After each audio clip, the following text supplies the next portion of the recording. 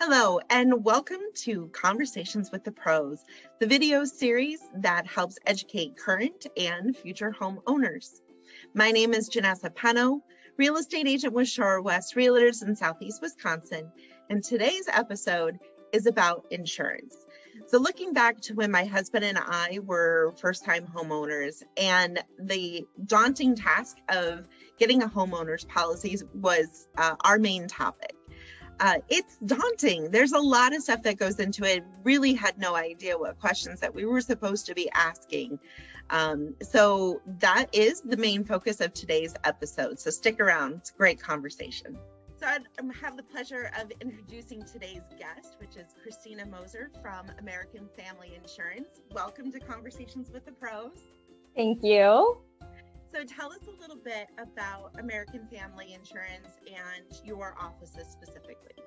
Yeah, so American Family has a very big presence here in Wisconsin. They are domiciled here in our state. That's why you see their logo everywhere within Wisconsin.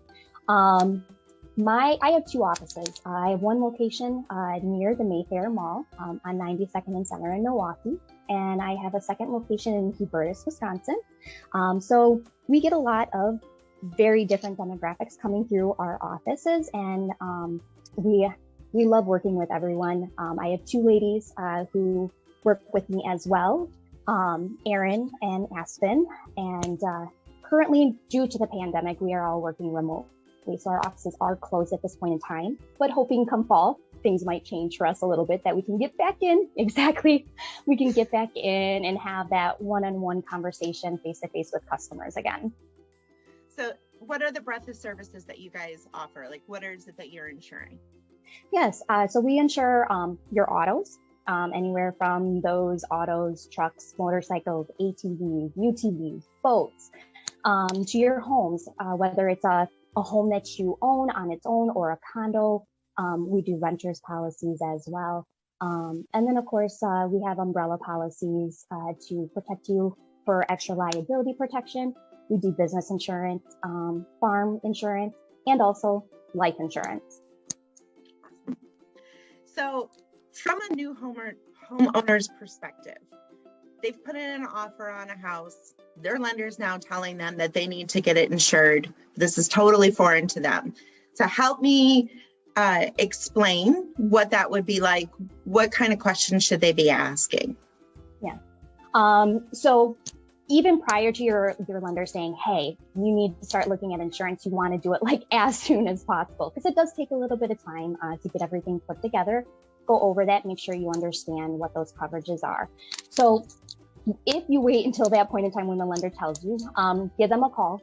What they're going to need is they're going to want to know the location, the address, along with everybody that's living within that household to make sure that there is protection for them, if something was to happen. From there, your agent or their sales representative is going to build a replacement cost number on that home to be able to tell us if that home was to burn down, what that replacement cost is what it's going to be to have that home replaced back to the same like and style that it currently is. And then, of course, they're going to want to know who you're working with as a lender. They'll need that information so they can talk with them, provide them with any of the closing documents that they're going to be needing. So what we call a binder. So it shows your proof of insurance, the insurance that you're going to have on that home, along with either an invoice for the mortgage to pay your insurance company, or paid receipts. So if you've paid your insurance to the insurance company, then that is what your lender is going to need in order to go through with that closing and send everything to the underwriter for them to approve you on your final steps on the loan. So some important questions to talk or to ask your insurance agent when they are building that replacement cost number for coverages wise is, what is all included with it? Making sure that we know where that washer and dryer is located within that home, because that can be a big thing when it comes to a claim.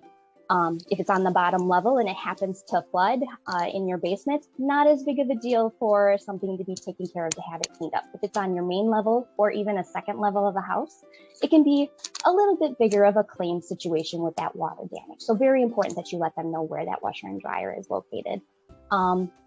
Also, number of bedrooms, bathrooms, things like that, that needs to go into that replacement cost number. So making sure that they have that information correct within that number to make sure that is accurate.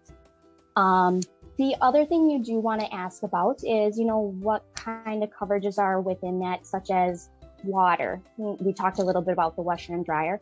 How is water covered? Because that is one thing that customers do miss, is that water can be excluded from within your policy in certain areas. One way where it is excluded is due to flooding. So if additional water comes in from the outside, whether it's through your foundation walls or through the window wells, or even just down the doorsteps and floods that basement, that is something that is not covered underneath your homeowner's policy. That is something that you do have to look at getting coverage placed through FEMA, through the federal government, but your insurance company should be able to assist you with getting that taken care of. Another one is in regards to your sewer, or if you have a sump pump in the basement. If those fail, like if your sump pump fails to work or the sewer backs up into your house due to excess water running through, if you do not have an additional endorsement on your homeowner's policy for that specific coverage, it would be denied for coverage. So very important, if you have a sump pump or even just a general sewer drain in your basement, make sure you ask about that coverage. And if you want, if you're going to need that coverage based on the location of your home. So water is always a big one. That's always a big one. Make sure you ask about that and how it's covered. So for people that are current homeowners, I'm just thinking through, I don't know that I am as familiar with my policy as maybe I should be, right? So I would assume that you would welcome questions to the policy and you can make changes throughout the year then or throughout your home ownership. Yes, that is correct. You can make changes to your policy at any point in time. Only time that you can't make a change to it typically is if a claim happens. Then you have to wait until that claim would close out. Then you can go through and, make the adjustments to the policy according to what you're needing. But yes, you can go through the closing on a home and then, revisit that conversation, with the insurance agent or their staff and go over that information, making sure everything is correct and accurate for what you're needing. And by no means do you need to be an expert in that area. That's what we are here for. That's what your insurance agent and their team is for. They're to help advise you as best as they can, based on your situation and your family in that house. So yes, changes can be made at any point during that policy period if it is needed. So even if you decide to do some extra updates to the house after moving in or add on, a sunroom to the back that wasn't there before, that can be changed as it's needed. So then let's segue into what are some of the pitfalls that homeowners typically encounter with their coverage? So water, like I said, that's one of the big ones. That's the first one.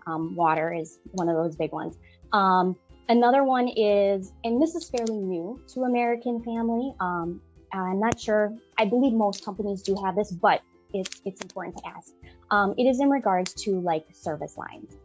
So those lines that are outside of the house coming into the home, so lateral pipes. Typically on a homeowner's policy, those would not be covered. So let's say something happens to those pipes coming into the house. Typically, it's not covered, but there are new policies out there with insurance companies. American Family does have one as well. They just put in about 2 years ago for homeowners or for new people coming into American Family that we do offer that kind of coverage. So, asking about those service lines and the lateral pipes coming into your house, asking how can I get coverage for that if something was to happen to it? And then another one is in regards to your liability, making sure you have proper liability protection. A lot of people try to take the smallest amount that they possibly can.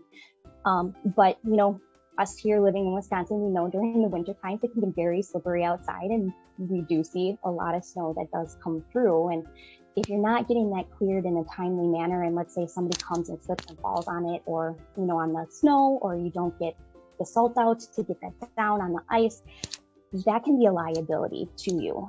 Someone can come after you for that. And if you don't have enough on your policy, then you are it's coming out of your own pocket. So always good to ask about your liability protection, and really to have like 500,000 in coverage, or even $1 million in coverage, is a couple dollars difference from going from like 300,000, which is typically the minimum that you can do on most liability for the homeowners policies. So those are the biggest downfalls to ask about. What about, so you mentioned having an addition put onto your home, your square footage has changed, or even just market conditions and the value is changing. How does that impact your insurance policy, and what should you do if and when those things happen?